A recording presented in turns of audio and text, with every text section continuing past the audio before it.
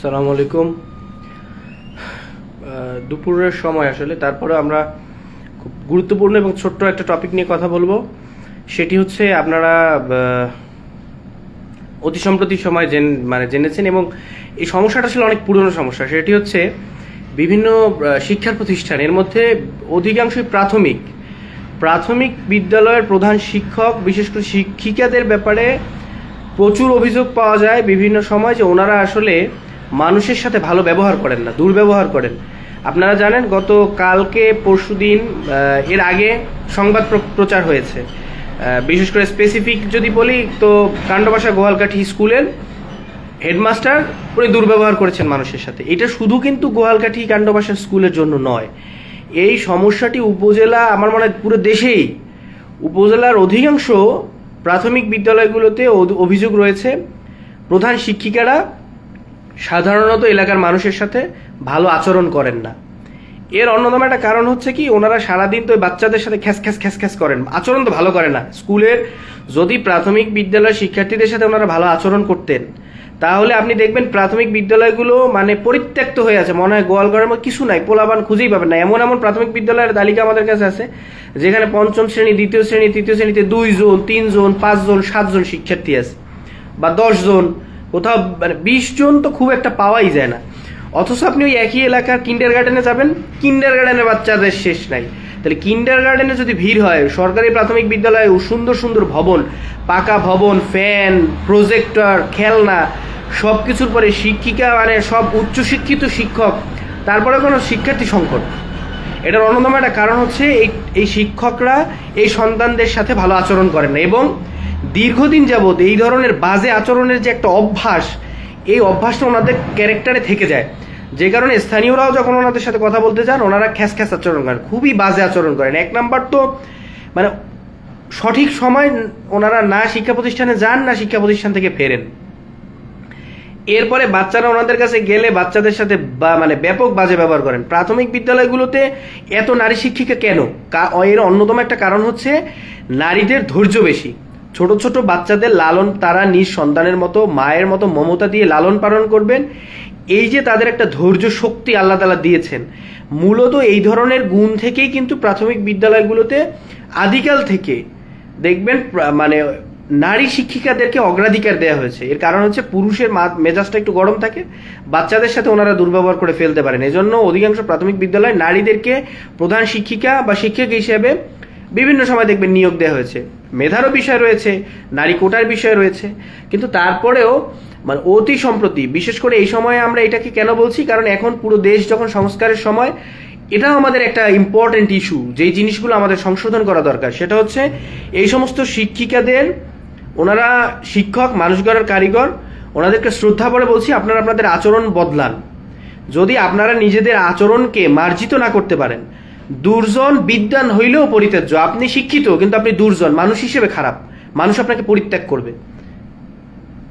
অতএব যেটা আপনারা জ্ঞান দিচ্ছেন, আমরা এক সময় তো সবাই প্রাথমিক বিদ্যালয়ের শিক্ষার্থী, সেই হিসেবে শিক্ষকদেরকে আমরা সবসময় শ্রদ্ধা করি এবং সম্মান করি। কিন্তু সাম্প্রতিক সময় দেখা গিয়েছে বিভিন্ন দলীয়করণ, নিয়োগে বিভিন্ন ধরনের অনৈতিক সুবিধা এবং অর্থ লেনদেনের যে ব্যাপক দুর্নীতি ছিল নিয়োগ বাণিজ্য, এর কারণে শিক্ষা খাতটা ধ্বংস হয়ে গেছে। আপনি দেখবেন সরকারি শিক্ষা খাত তো শেষ। এই কারণগুলোর মধ্যে মূল নিয়ামক হিসেবে কাজ যেগুলো করে, সেগুলোর মধ্যে অন্যতম হচ্ছে এদের দুর্ব্যবহার। এই জন্য আমরা যারা বিভিন্ন শিক্ষা প্রতিষ্ঠানে, বিশেষ করে প্রাথমিক বিদ্যালয়গুলোতে শিক্ষক এবং শিক্ষিকা রয়েছেন, বিশেষ করে প্রধান রয়েছেন যারা প্রতিষ্ঠান প্রধান, কোনোভাবেই আমরা আপনাদেরকে অনুরোধ করছি, হাত জোর করে অনুরোধ করছি, কোনোভাবেই না শিক্ষার্থীদের সাথে বাজে ব্যবহার করবেন, দুর্ব্যবহার করবেন না, স্থানীয়দের সাথে দুর্ব্যবহার করবেন না, অভিভাবকদের সাথে দুর্ব্যবহার করবেন না। আমরা মোস্ট রিসেন্টলি কিছু অভিযোগ পেয়েছি, মানুষ যদি কোনো তথ্যের জন্যও যায়, তারা তথ্য তো দেয়ই না। আমরা আজকে একটা ইনফরমেশন পেয়েছি, সরকারি একটা কাজের জন্য, সরকারি কাজের জন্যই কিছু তথ্য সংগ্রহ করতে কিছু লোক, যারা পরিচয়পত্র সহই একটি প্রাথমিক বিদ্যালয়ে গিয়েছেন, কিন্তু সেখানে প্রধান শিক্ষিকা তাদের সাথে ন্যূনতম সৌজন্যবোধ দেখাননি, কোনোভাবেই ভালো আচরণ করেননি, তথ্য তো দেনইনি, উল্টো এই লোকগুলোর সাথে খারাপ ব্যবহার করেছেন। সো এইগুলো আমরা কোনোভাবেই বরদাস্ত করব না। এটা আপনাদেরকে মাথায় রাখতে হবে। আপনারা শিক্ষিকা, আমরা আপনাদেরকে ততক্ষণ শ্রদ্ধা করব, ততক্ষণ সম্মান দেব যতক্ষণ আপনি সম্মানের জায়গাটা ধরে রাখতে পারবেন। যতক্ষণ আপনি শ্রদ্ধা পেতে পারেন ততক্ষণ সবাই আপনাকে শ্রদ্ধা করবে। কিন্তু যখন আপনি শ্রদ্ধা পাওয়ার যোগ্যতা হারিয়ে ফেলবেন, যখন আপনার অপকর্ম অনিয়ম এত বেড়ে যাবে যে আসলে আপনাকে তখন আর শ্রদ্ধা করা যায় না, তখন কেউ আপনাকে শ্রদ্ধা করবে না। অতএব আপনার সম্মান আপনাকে রাখতে হবে। আপনি শিক্ষিত, এটা আপনার আচরণে বোঝা যেতে হবে যে আপনি শিক্ষিত। আপনি মার্জিত, এটা আপনার আচরণে বোঝা যেতে হবে, আপনার কথায় বোঝা যেতে হবে, আপনার দায়িত্ববোধে বোঝা যেতে হবে যে আপনি শিক্ষিত এবং মার্জিত। অতএব যদি শিক্ষিত বিদ্বান দুর্জন হয় তাহলে অবশ্যই তাকে পরিত্যাগ করতে হবে। এবং আমরা খুব কড়াভাবে এটাকে বলতে চাই যে যেহেতু একটা ছোট্ট বাচ্চার প্রাথমিক আচরণ শিক্ষার একটা প্রধান জায়গা হচ্ছে শিক্ষা প্রতিষ্ঠান। বাবা মায়ের কাছে তারা খেলাধুলা করে, সেখানে নীতি নৈতিকতা যা শেখে, কিন্তু শিক্ষার প্রতিষ্ঠান অবশ্যই শেখার জায়গা। সেখানে সে নীতি নৈতিকতা শিখবে, সুন্দর আচরণ শিখবে, সুন্দর ব্যবহার শিখবে। এখন শিক্ষিকারা যদি স্যাঁত আচরণ করে, খালি কথায় কথায় ঝাড়ি দেয়, বাচ্চাদের সাথে যদি এই ধরনের ঔদ্ধত্যপূর্ণ আচরণ এই বাচ্চারা ছোটবেলা থেকে শেখে, সেখানে অবশ্যই আমাদের আপত্তি রয়েছে। অবশ্যই আমরা এটাকে সংস্কার করতে চাই এবং আমরা আপনাদেরকে বারবার অনুরোধ করে বলছি, অবশ্যই প্রাথমিক এবং মাধ্যমিক শিক্ষা প্রতিষ্ঠানগুলোতে কেউ শিক্ষকদের সাথে বেয়াদবি করবে না, সেটাও আমরা যেমন মেনে নেব না। স্থানীয়রা শিক্ষকদেরকে সম্মান দিয়ে কথা বলবেন, শিক্ষকদের সাথে কেউ বেয়াদবি করবে সেটাও যেভাবে আমরা মেনে নেব না, বরদাস্ত করবো না, ঠিক সেম একইভাবে যদি শিক্ষক, প্রধান শিক্ষক, শিক্ষিকা কেউ যদি শিক্ষার্থীদের সাথে ঔদ্ধত্যপূর্ণ আচরণ করেন, বাজে ব্যবহার করেন, যদি ন্যূনতম ভদ্রতা আপনি দেখাতে না পারেন, সেক্ষেত্রে আপনাকে এটা বদলাতেই হবে। আপনাকে ভদ্রলোক হিসেবে থাকতে হবে। ভদ্রতা যদি আপনার মধ্যে ঘাটতি থাকে তাহলে শিক্ষক হলেও আপনাকে ভদ্রতা শিখতে হবে। নৈতিকতা যদি আপনার মধ্যে ঘাটতি থাকে তাহলে শিক্ষক হতে হলে যে পরিমাণ নৈতিকতা প্রয়োজন সেটা আপনাকে বুড়ো বয়স হলেও শিখতে হবে, কিন্তু শিখতে হবে। অতএব শিক্ষা প্রতিষ্ঠানগুলো যেভাবে মানুষ গড়ার কারিগরি সেন্টার, শিক্ষকরা যেভাবে মানুষ গড়ার কারিগর, সেইভাবে আমরা আশা করব তাদের পর্যাপ্ত নৈতিকতা থাকবে, তাদের সুন্দর আচরণ থাকবে, তারা যে দুর্জন নন। আমরা একটা ভাব সম্প্রসারণ যেটা পড়ে এসেছি, দুর্জন বিদ্বান হইলেও পরিত্যাজ্য, অতএব বিদ্বান লোক দুর্জন হবেন না, আমরা এটাকে আশা করছি। এবং সকলকে করজোরে অনুরোধ করছি, অভিভাবকরাও শিক্ষকদের সাথে খারাপ আচরণ করবেন না, আপনারা সাংঘর্ষিক হয়ে যাবেন না, একজন আরেকজনের শত্রু নন, এটা আপনাদেরকে বুঝতে হবে। শিক্ষক এবং অভিভাবক কোনোভাবেই কেউ কারো শত্রু নন। অতএব অভিভাবকদেরও দায়িত্ব রয়েছে, আপনারা আপনাদের দায়িত্ব পালন করবেন। এবং শিক্ষকদের প্রতি বিশেষ অনুরোধ, কোনোভাবেই আপনারা ঔদ্ধত্যপূর্ণ আচরণ করবেন না। এবং সবচেয়ে বেশি যেখানে শিক্ষা প্রতিষ্ঠানে আপত্তি আসে সেটি হচ্ছে অর্থ সংশ্লিষ্ট বিষয়াদি। অর্থ সংশ্লিষ্ট বিষয়াদিতে বিভিন্ন সময় শিক্ষা প্রতিষ্ঠানগুলো বিতর্কিত হয়ে যাচ্ছে। আমরা চাই না আমাদের শিক্ষা প্রতিষ্ঠানগুলো যেই অন্ধকার যুগে পড়ে গিয়েছিল সেখান থেকে আমরা চাচ্ছি কিছুটা ওভারকাম করে আসবে। আমরা চাই তাদের আচরণ, তাদের কথা এগুলো সঠিক হোক। আমরা বেশ কিছু শিক্ষা প্রতিষ্ঠান দেখেছি, আমি নিজেও দেখেছি, বেশ কিছু শিক্ষা প্রতিষ্ঠান দেখেছি অফিস সহকারী থেকে শিক্ষক তারা মিথ্যা তথ্য পর্যন্ত দেন, মিথ্যা বলেন। আমরা জানি তারা এই কাজটা করতেছে অনিয়ম, আমরা যখন তাদেরকে জিজ্ঞেস করি তখন তারা সেটাকে স্বীকার পান না। এইটা কোনোভাবেই করবেন না। এজন্য বলছি যে শুধুমাত্র কাণ্ডবাসা গোয়ালকাঠি স্কুলের প্রধান শিক্ষিকার আচরণের বিরুদ্ধেই কিন্তু এই আন্দোলন নয়। যারা সেদিন মানববন্ধন করেছেন শুধুমাত্র কাণ্ডবাসা গোয়ালকাঠির ব্যাপারে বলছি, পুরো দেশের কথা আমি হয়তো বলতে পারবো না, কিন্তু আমরা অন্তত আমাদের নিজের উপজেলার কথা বলছি, নর্থ সিটি উপজেলার প্রত্যেকটি শিক্ষা প্রতিষ্ঠানের ব্যাপারে বলছি, শ্রদ্ধার সাথে বলছি, সম্মান রেখে বলছি, যারা শিক্ষক, শিক্ষিকা, প্রধান শিক্ষিকা রয়েছেন দয়া করে নিজেদের আচরণটা ভদ্র মার্জিত রাখবেন। শিক্ষার্থীদের সাথেও বাজে ব্যবহার করবেন না, শিক্ষকদের সাথেও নয়, সহকর্মীদের সাথেও নয়, আপনার এলাকার কারোর সাথেও নয়, অভিভাবকদের সাথেও নয়। সবাই আপনার সহযোগী, সবাই আপনাকে সহযোগিতা করবে, কেউ কিন্তু আপনার শত্রু নয়। অতএব কাউকে শত্রু হিসেবে গণ্য করে শিক্ষার মান ধ্বংস করবেন না। প্রাথমিক শিক্ষাকে আপনারা ধ্বংস করেছেন, এতে কোনো সন্দেহ নাই। প্রাথমিক বিদ্যালয়ে শিক্ষার্থী নেই, কিন্ডারগার্টেনে শিক্ষার্থী কেন আছে এইটার জবাব কি এই যে সরকারি প্রাথমিক বিদ্যালয়ের শিক্ষিকারা দিতে পারবেন? আপনাদের কাছে কেন নাই? কেন কিন্ডারগার্টেনে চলে যাচ্ছে বাচ্চারা? আপনাদেরকে রাষ্ট্র এত সুন্দর অবকাঠামো দিয়েছে, পাকা ওয়াশ ব্লক দিচ্ছে, দোতলা টয়লেট দিচ্ছে, আপনাদেরকে ফ্যান দিচ্ছে, সুন্দর সুন্দর অবকাঠামো বিল্ডিং দিচ্ছে, কিন্তু কেন তারপর আপনারা এখান থেকে ইমপ্লিমেন্টেশন করতে পারতেছেন না? কেন ভালো কিছু দেখাতে পারছেন না? আপনি বাসা থেকে স্কুলে গেলেন আর স্কুল থেকে বাসায় গেলেন, এইটা আপনার দায়িত্ব না। রাষ্ট্র যে পয়সা আপনাকে দিয়েছে আপনাকে হিসাব করতে হবে। আপনি মাসে যে বেতনটা নিচ্ছেন না, ওখানে ভিক্ষুক কিন্তু তেল, নুন, ডাল এগুলো কেনে, শুধু চাল আপনি ভিক্ষা দেন। ওই যে তেল নুন আর ডাল কিনছে না, ওখানে 15% ভ্যালু অ্যাডেড ট্যাক্স আছে, ওখানে ভ্যাট আছে, ভ্যাট। এই 15% ভ্যালু অ্যাডেড ট্যাক্স ভিক্ষারিও দেয়, এই 15% ভ্যালু অ্যাডেড ট্যাক্স অটোওয়ালাও দেয়, এই 15% ভ্যালু অ্যাডেড ট্যাক্স অটোওয়ালাও দেয়। তাহলে আপনি গরিবের পয়সায় কিন্তু বেতন নিচ্ছেন, অতএব রাষ্ট্রের প্রতি আপনার দায়িত্ব রয়েছে। আপনি যদি রাষ্ট্রীয় দায়িত্বে না থাকতেন, আপনি কাজ করছেন, পারিশ্রমিক নেবেন, অবশ্যই পারিশ্রমিক নেবেন, কিন্তু এর সাথে আপনার দায় এবং দায়ের বদ্ধতা, এই দায়বদ্ধতাও রয়েছে। অতএব অবশ্যই এটি মাথায় রাখবেন। এবং সংশ্লিষ্ট কর্তৃপক্ষ যারা রয়েছেন, আমরা বিভিন্ন সময় দেখেছি প্রাথমিক শিক্ষকদের বিরুদ্ধে কোনো অভিযোগ উঠলে তার সঠিক তদন্তের ব্যাপারে আমরা কখনোই কঠোর কোনো পদক্ষেপ পাইনি। এবং আরেকটি বিষয় এখানে এসে দাঁড়িয়েছে, সেটি হচ্ছে বিভিন্ন শিক্ষা প্রতিষ্ঠানে প্রধান শিক্ষকরা দীর্ঘদিন একই শিক্ষা প্রতিষ্ঠানে থাকার কারণে তারা ওই শিক্ষা প্রতিষ্ঠানগুলোকে তাদের যে একটা দায়িত্বের জায়গা, এটাকে তারা সেটা মনেই করেন না, মানে অবহেলার চরম পর্যায়ে পৌঁছে গেছে। এবং দুর্ভাগ্যজনকভাবে হলেও সত্যি যে প্রাথমিক শিক্ষকদের বদলির যে একটা নীতিমালা থাকা উচিত, যে সুনির্দিষ্ট সময় পরপর তিনি বদলি হবেন কি হবেন না, এই ধরনের কোনো নীতিমালা আমরা খুঁজেও পাইনি। আমরা অনেক খুঁজেছি, কিন্তু এই ধরনের একটা নীতিমালা থাকা উচিত ছিল, যেটি নেই। যেটি না থাকার কারণে তারা নীতিমালার দোহাই দিয়ে কেউ কেউ 10 বছর 8 বছর একই জায়গায়, 14 বছর পর্যন্ত এক জায়গায় চাকরি করছেন। ফলশ্রুতিতে হওয়ার কথা ছিল তিনি ওই এলাকার সব হাকিকত জেনে বাচ্চাদেরকে বাড়ি বাড়ি গিয়ে নিয়ে আসবেন, যে আপনার বাচ্চাটাকে স্কুলে দেন, আমরা আমাদের সন্তানের মতো লালন পালন করে তাকে শিক্ষা দেই। কিন্তু তা না হয়েছে উল্টো।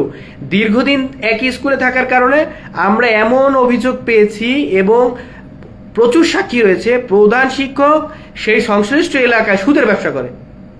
কি তাজ্জব ব্যাপার! বিশ্বাস করা যায়, এটা যদি মিথ্যা অভিযোগও হয়, তারপরে অভিযোগটা উঠবে কেন? তার মানে ওই এলাকার মানুষকে সে শত্রু বানিয়ে রাখছে।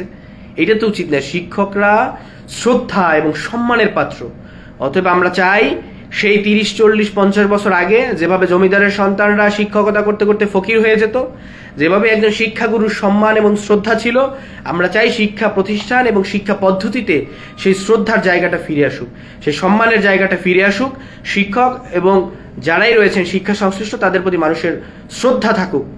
মাধ্যমিক শিক্ষায় তাজ্জব হইলেও সত্য, মাধ্যমিক শিক্ষা যারা নিয়ন্ত্রণ করেন, সেই মাধ্যমিক শিক্ষা অফিসের কর্মকর্তাদের বিরুদ্ধে এমন অভিযোগ ওঠে, তারা শিক্ষা প্রতিষ্ঠান ভিজিটে গেলে সেখান থেকে গাড়ি ভাড়া বাবদ 500 দিলেও হয় না, 1000 টাকা তাদের দিতে হয়। মানে কে শিক্ষাকে নিয়ন্ত্রণ করবে? এমন শিক্ষা কর্মকর্তা রয়েছেন যার বিরুদ্ধে আমি নিজেও জানি, এমন প্রমাণ রয়েছে, নিয়োগ প্রক্রিয়ার সময় নিয়োগ প্রার্থীর খাতাটা পর্যন্ত তারা টেনে নিয়ে যায়, যাতে যার কাছ থেকে তারা টাকা নিয়েছে সেই লোকটাকে নিয়োগ দিতে পারে। আমরা কারো বিরুদ্ধে যাচ্ছি না, এই মুহূর্তে কারো বিরুদ্ধে ব্যক্তিগত আক্রমণ করছি না। অনেকের দুর্নীতির তথ্য এবং প্রমাণ কিন্তু অনেকের কাছে রয়েছে। এই জন্য আপনাদের কাছে অনুরোধ, রাষ্ট্রীয় শিক্ষা ব্যবস্থাকে ধ্বংস করবেন না। রাষ্ট্রকে ধ্বংসের শেষ প্রান্তে পৌঁছে দেওয়া হয়েছিল, অতএব রাষ্ট্রটাকে সেখান থেকে ফিরিয়ে আনা প্রয়োজন। অনেক রক্তের বিনিময়ে রাষ্ট্র 71-এ স্বাধীন হয়েছে, আবার সেই যখন কুক্ষিগত হয়ে গিয়েছিল তখন 24-এ ছাত্র এবং জনতারা রক্ত দিয়েছে। আমরা চাই না আবার সে রাষ্ট্র তার মানে নিকৃষ্টতম যেখানে পৌঁছে গিয়েছিল সেখানেই থাকুক। আমরা চাই এটা ওভারকাম করে রাষ্ট্র তার এই সমস্ত রোগকে সারাক। এই জন্য শিক্ষা জাতির মেরুদণ্ড, অতএব মেরুদণ্ডকে আপনারা ভাঙবেন না। শিক্ষার সাথে যাতে অবশ্যই নৈতিকতা থাকে, যদি শিক্ষার সাথে নৈতিকতা না থাকে সেই মেরুদণ্ড টেকে না। অতএব শিক্ষকদের প্রতি অনুরোধ, আপনারা নিজেরা নিজেদের আচরণকে সংশোধন করেন, আপনারা নিজের আত্মশুদ্ধির চিন্তা করেন যে আপনার আচরণটা কেমন। আপনি বাসায় আপনার স্বামীর সাথে যেই আচরণ করবেন, আপনি আপনার বাসার স্ত্রীর সাথে মানে ঔদ্ধত্যপূর্ণ বা স্বামীর সাথে ঝ্যান করবেন, শিক্ষা প্রতিষ্ঠানে তো কেউ আপনার স্বামী না, আপনার স্বামী শিক্ষা প্রতিষ্ঠানে নাই, আপনি শিক্ষা প্রতিষ্ঠানের বাচ্চাদের সাথে আপনার স্বামীর আচরণ করতে পারেন না। অতএব এগুলো শক্তভাবে আমরা বলছি। আপনি পরিবারের লোকদের সাথে ছ্যাঁত করেন বা মাছের দোকানে গিয়ে মাছের দোকানদারদের সাথে যে আচরণ করেন, ওই আচরণ তো আপনার প্রতিষ্ঠানে করলে হবে না। অতএব আপনাদের প্রতি শ্রদ্ধার সাথে অনুরোধ করছি, আপনারা আপনাদের নিজেদের আচরণ, যার আচরণ সংশোধন করা প্রয়োজন, অন্তত অহংকার করবেন না। অহংকার না করে নিজেদের আচরণটাকে শুধরান, নীতি নৈতিকতা বাচ্চাদেরকে শিক্ষা দিন। আপনার শিক্ষার প্রতিষ্ঠানে যে বাচ্চারা নাই, শেষ করে ফেলেছেন, এখান থেকে ধ্বংসের দ্বার প্রান্ত থেকে শিক্ষা প্রতিষ্ঠানগুলোকে রক্ষা করুন। রাষ্ট্র আপনার কাছে দায়িত্ব দিয়েছে, আপনি একটা পতাকা বহন করেন, আপনার প্রতিষ্ঠানের সামনে রাষ্ট্রের একটি পতাকা রয়েছে। অতএব পতাকার শ্রদ্ধা এবং যথাযথ সম্মান বজায় রাখবেন। রাষ্ট্রের এই দায়িত্ব যেটা আপনার কাছে অর্পণ করা হয়েছে, এটাকে রাজনীতিকীকরণ বা ক্ষমতার অপব্যবহার করে কোনোভাবেই রাষ্ট্রের ক্ষতি করবেন না, তাহলে রাষ্ট্র, দেশ কেউ আপনাকে ক্ষমা করবে না। এই জন্য বেয়াদবি মাফ করবেন। সকলের কাছে আবার অনুরোধ করছি, শিক্ষার সাথে সংশ্লিষ্ট কেউ শিক্ষকদের সাথে বাজে ব্যবহার করবেন না, কেউ তাদেরকে শত্রু মনে করবেন না, এবং যারা শিক্ষা দান করেন এবং পুরো প্রক্রিয়ার সাথে যারা সম্পৃক্ত তারাও অভিভাবক, স্থানীয় এবং যারা শিক্ষার্থী তাদের সাথে শত্রুমূলক আচরণ করবেন না, ঔদ্ধত্যপূর্ণ আচরণ করবেন না, বাজে ব্যবহার করবেন না।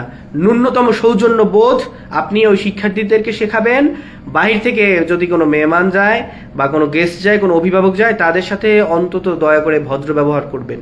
একটা জিনিস মাথায় রাখবেন, আপনার অপরাধ যদি পাহাড় সম হয়ে যায়, আপনি তখন আর শ্রদ্ধার জায়গায় কিন্তু থাকতে পারবেন না। আপনার বড় বড় মূর্তি হবে, সেই মূর্তিগুলোও কিন্তু মানুষ ভেঙে ফেলবে। অতএব নিজের শ্রদ্ধা এবং সম্মান নিজে রাখতে শিখুন। আপনি সেই ভাব সম্প্রসারণকে মনে রাখবেন, দুর্জন বিদ্বান হইলেও পরিত্যাজ্য।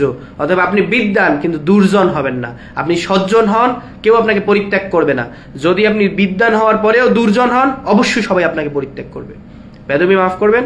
আসসালামু আলাইকুম।